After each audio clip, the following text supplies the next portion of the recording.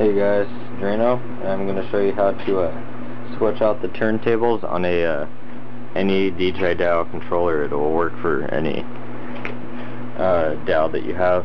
But so, as you can tell, when I first got the controller, if you're interested in how to switch from a first player controller to with the turntable on the left to turntable on the right, I'll make a video for that and I'll post it as a response. But this one's for the turntable, obviously. So it came as a white one, but I got bored of it last night, so I pulled around and finally found out how to switch stuff out. So it's now green. But so first thing you want to do is you want to remove the screws in these four corners, which I've already done that. And in order to remove those screws, you have to open up the bottom of the controller by removing the screws on the black panel over there. There's like 16 of them. But so the screws that you want to remove will be in these four corners. And so you just remove the washers from them, and yeah, that'll be basically it. And so after you remove those screws, you want to turn the controller back over. And next thing you want to do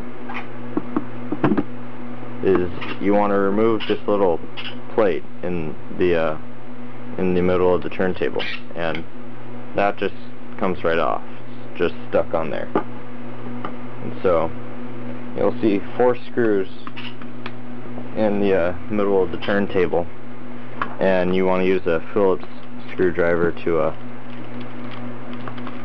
take those out.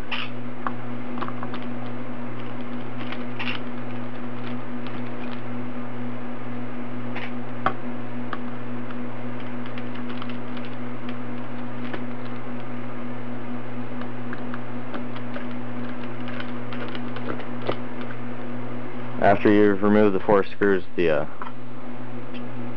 turntable will just pop right off, so you can set that aside. Then after that, you need to use your Phillips screwdriver again to remove these four painfully long screws. So let's do that as fast as we can. They're really long screws though, so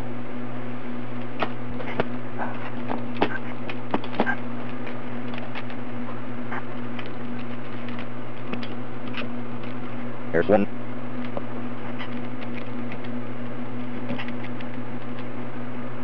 There's two. We're there.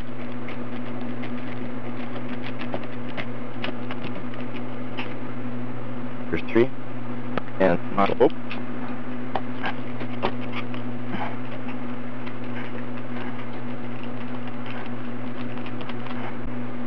And that's the last one.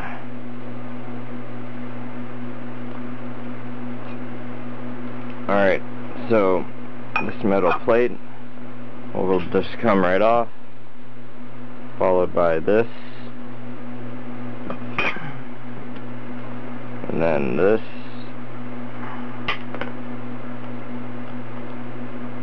and then this. So right here is the turntable PCB, which is held down by four screws, so you want to get your Phillips screwdriver out again. Unscrew those. Let's see.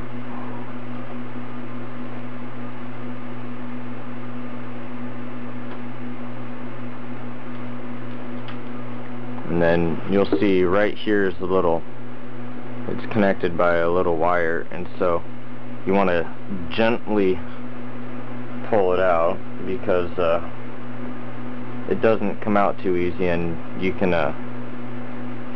hurt your PCB's plug pulling this out. I already had this plug right here come out on me, and I had to solder it back on. Had to have it soldered back on. But so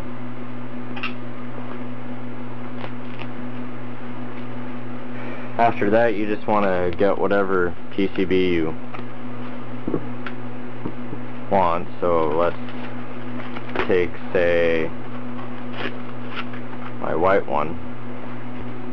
Okay, sorry about that, I had to pause for a sec. So anyways, there will be 8 screw holes, because at least that's what came with mine, because the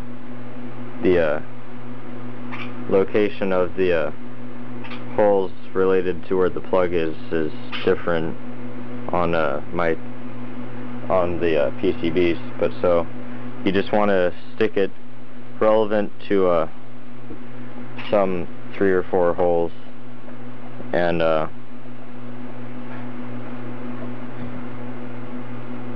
after you've done that, screw it back on and plug it in right here. And I suggest after you plug it in, I would suggest testing it out by plugging it in and see if it turns on before you reassemble it. I learned that when my green PCB died on me, I had to disassemble it all over again. But so, plug it in and see if it works. And it does, and it's really bright. So,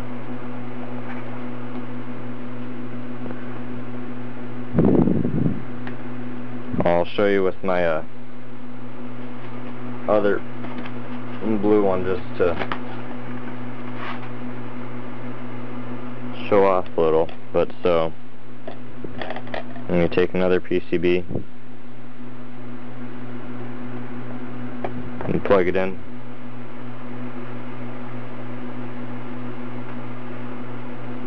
And then that works, and it glows blue. By the way, all I'm doing is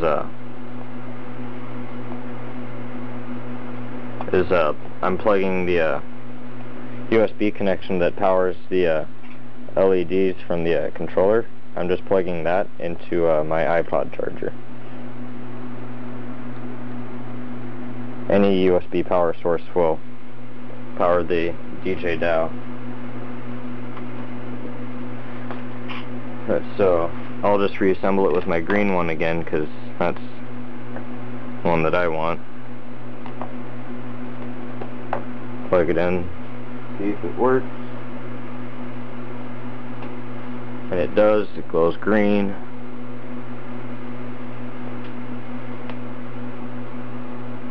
So basically you just want to reassemble all the screws and everything. So let me screw this back on real quick.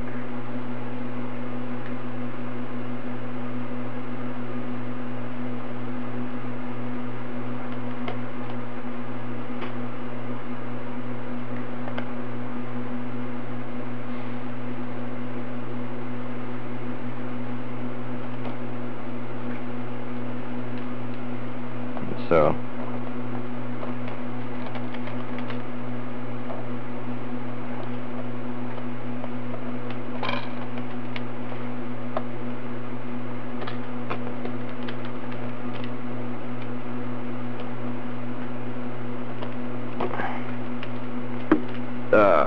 my other screws came out.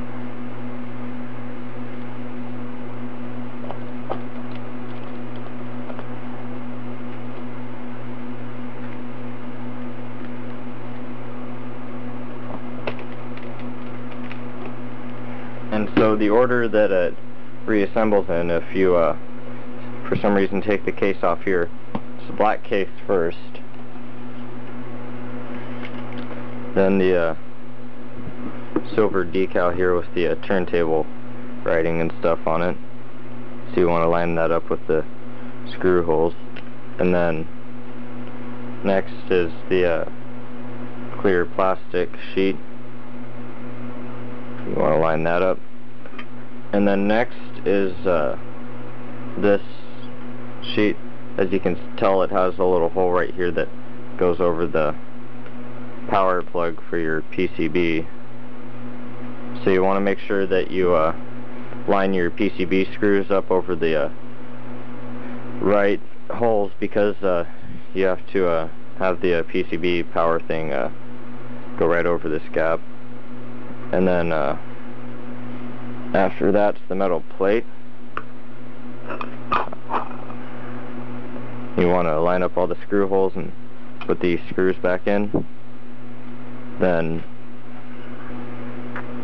after that, it'll be followed by the acrylic or whatever it's made out of. The FP7 has an acrylic turntable, and then you take the steel and just stick it back on.